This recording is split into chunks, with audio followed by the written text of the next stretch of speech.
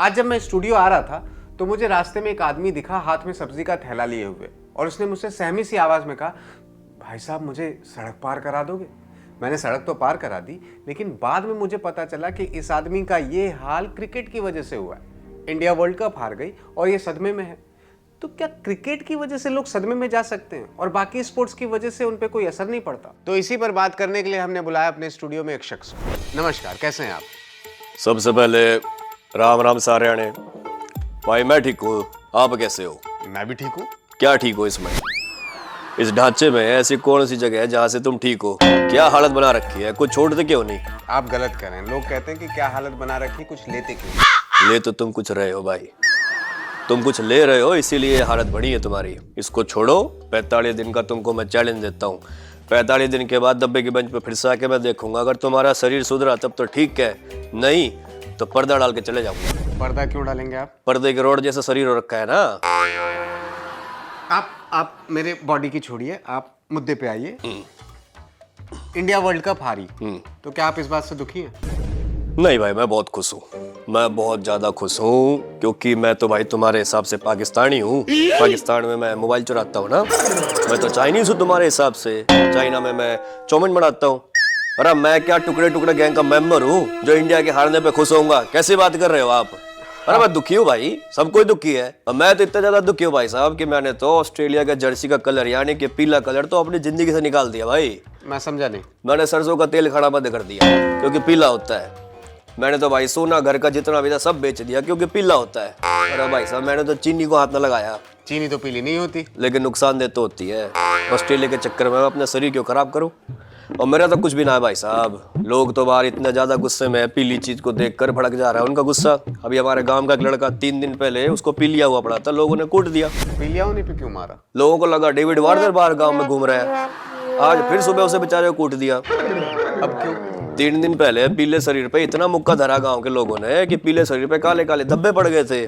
और आज जब सुबह वो निकला तो किसी ने अफवाह फैला दी कि गांव में तेंदुआ घुस गया।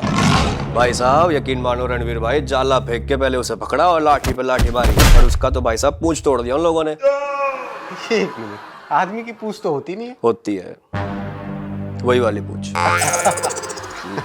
अच्छा, इंडिया वर्ल्ड कप हारा, इस बात से सब दुखी है, तो मुझे ये जानना है कि इतना क्यों दुखी है? देखो भाई, बात ऐसी है कि हर कोई दुखी है, लेकिन मैं कुछ ज्यादा ही दुखी हूँ। मैं इसलिए एक बात पे दुखी हूँ कि इंडिया वर्ल्ड कप हारा। दूसरा, इस बात पे ज्यादा दुखी इसलिए हूँ कि लोग सिर्फ इस बात पे दुखी है कि इंडिया वर्ल्ड कप हारा। तो यही तो मेरा सवाल है कि सिर्फ क्रिकेट को ही लेकर क्यों दुखी है? सही बात है भाई साहब। अब आप देखो कि जिस दिन इंडिया वर्ल्ड कप हारी, उसके अगले दिन इंडियन फुटबॉल टीम का फीफा वर्ल्ड कप में क्वालिफायर मैच था। ओके। इंडियन टीम वहां भी हारी, लेकिन तब तो किसी के आंख से आंसू ना निकले। क्यों? क्यों? ये तो हाल है फुटबॉल का।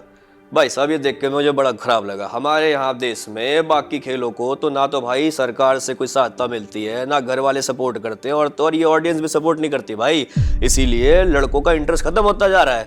हमारे गांव की आप सुनो, हमारे गांव में एक लड़का बहुत बढ़िया फुटबॉल खेलता था भाई, बहुत बढ़िया, बड़ा अच्छा गोलकीपर था। पूरी जिंदगी उसने नेट में खड़े होकर बॉल को आने से रोका।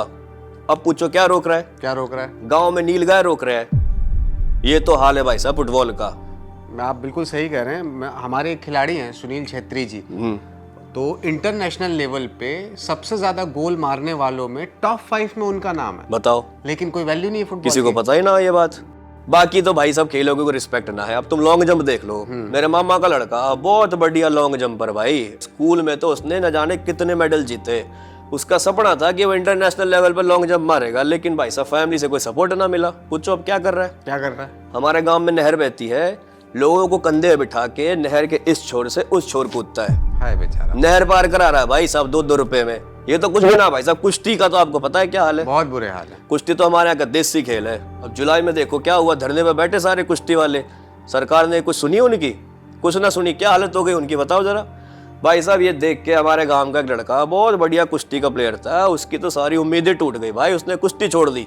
जिस बंदे ने पूरी जिंदगी आदमी उठा उठा के पटके, आज वही आदमी अनाज मंडी में ट्रकों में गेहूं की बोरियां पटक रहा है।